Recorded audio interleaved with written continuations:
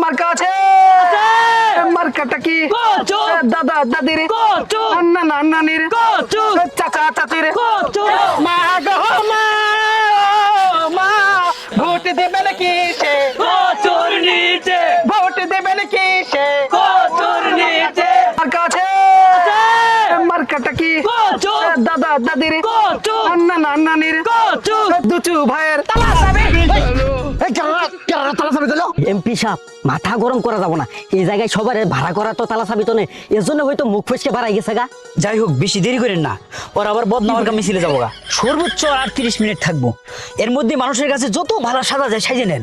মনে রাখেন ভোট দেওয়ার বেশি দিন করলে আর নাই।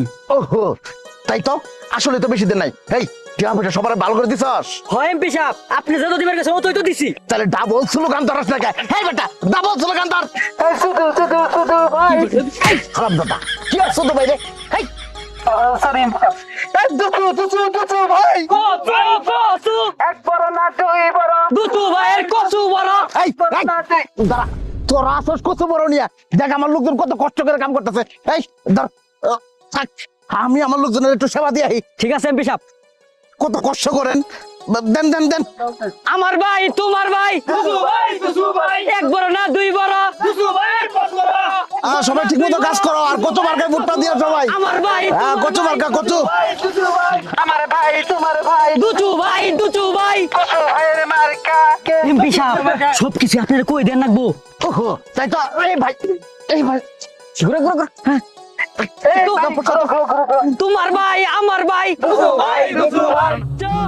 ভাই কচু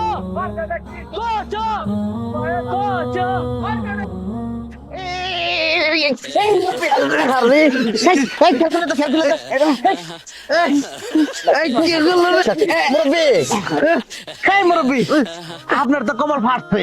আমি আগেই ধারণা করছিলাম তোমরা গিত্তিনি যায় অল্প করে খের খুলবে যায় আমার 12টা বাজাই দিবা এ পট্টস করে আমার কপালটা ভাড়াই দিলা।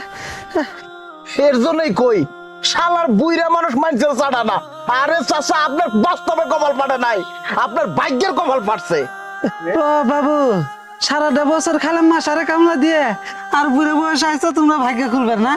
আরে মুরব্বি এমপি সাহেব যেহেতু আপনি খের খুলে দিয়েছে তার মানে আপনি কপাল পাচ্ছে। এমপি সাহেব চলেন। দেখো ভাইয়ের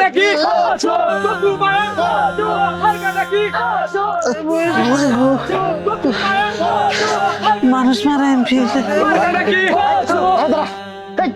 লোকটা তো 12টা বাজা লাগছে।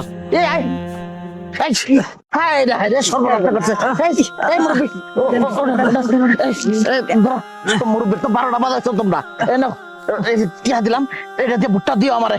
দাদা তোমরা টিয়া আমার যা সর্বনাশ করার করছো তোমরা সারা জীবন টিয়া খায় ভোট দিয়ে নাই আর দিও না। যাও তোমার বছর তোমরা করো যাও।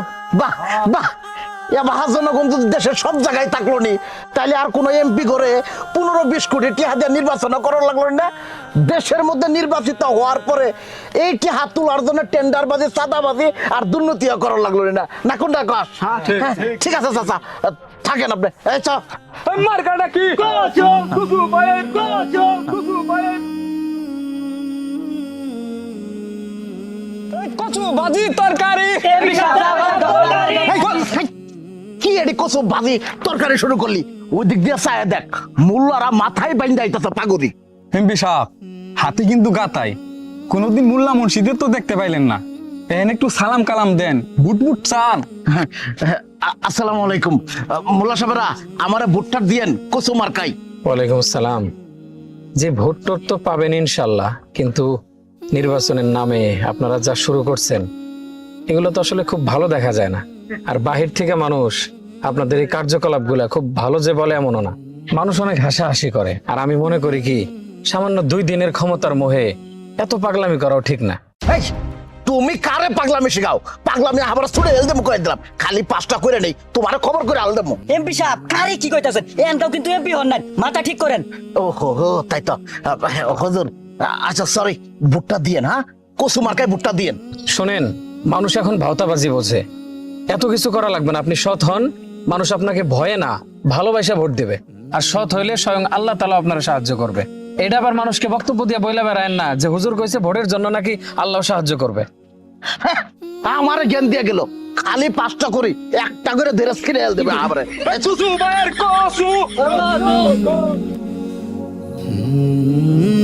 এমপি সাহেব, তুমি যে মনে আছে আপনি যে আমার এমপি সাহেব মনে আছে আপনি যে আমার খের করে দিয়েছিলেন, আপনার সাথে দেখা করুন আজকে।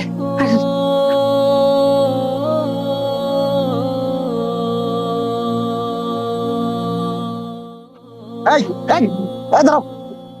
এই মোল্লা, পাস তো করছি, ইলেকশনের আগে তো মেল্লা বকবক করছো, তুমি এখন ভাবো কি করে আমার এই 3 আসনের মধ্যে থাকবা?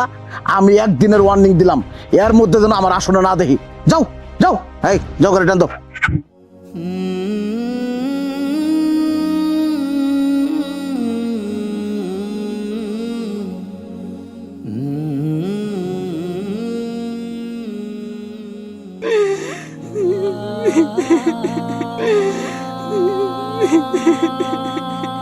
এই মানুষটা 2 দিনের ক্ষমতা পেয়ে কত বড়াই করত। গ্রামের দরিদ্র মানুষ, তার থেকে নিম্ন স্তরের যারা, তাদের সাথে কত বড়াই করত। এলাকার মোল্লা মুন্সিদেরকে কত তুচ্ছ তাচ্ছিল্য করত।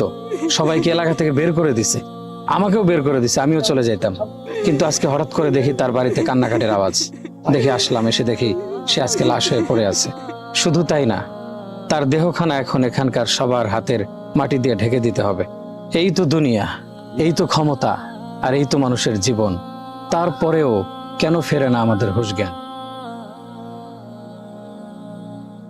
কি ফিরবে তো হুঁশ জ্ঞান? আপনার না ফিরলেও অন্যদের দেখার জন্য ভিডিওটা শেয়ার করে দেন। এমন শিক্ষামূলক ভিডিও পেতে শেষ জামানা টিমের সাথেই থাকুন। আল্লাহ হাফেজ।